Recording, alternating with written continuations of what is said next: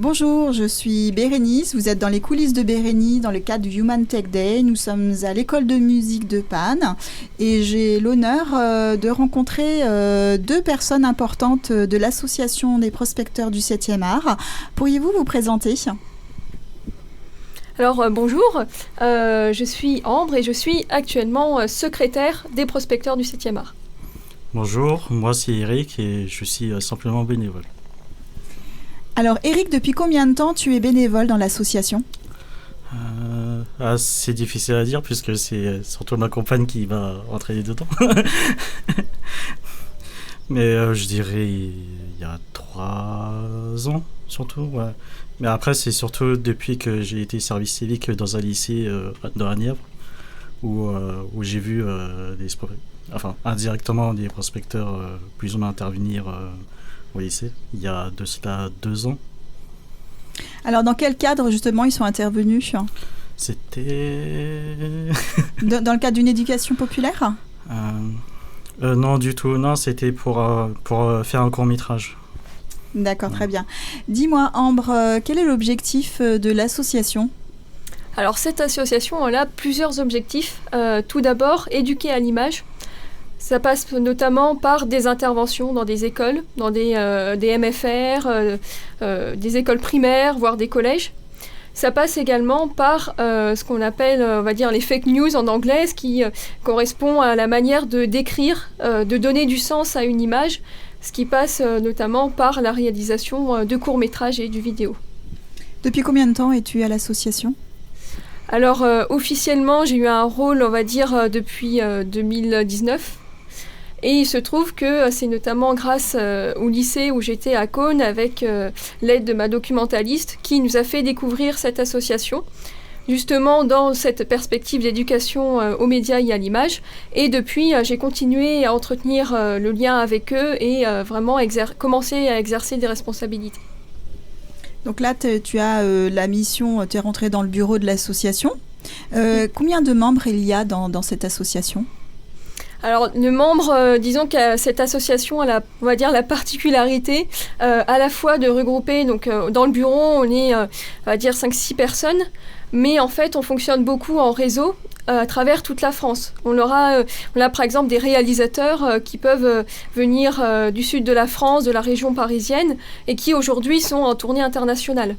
Et donc, en fait, ce sont des liens qui se font, qui se défont, et on a souvent des interventions ponctuelles, mais des liens, voire des liens d'amitié qui restent. Toi, de ton côté, au-delà d'être secrétaire de l'association, tu as d'autres fonctions. Toi, dans la vie, tu es encore, tu n'es pratiquement, tu n'es plus étudiante, on va dire. Non. On va te souhaiter d'ailleurs une bonne route là-dessus.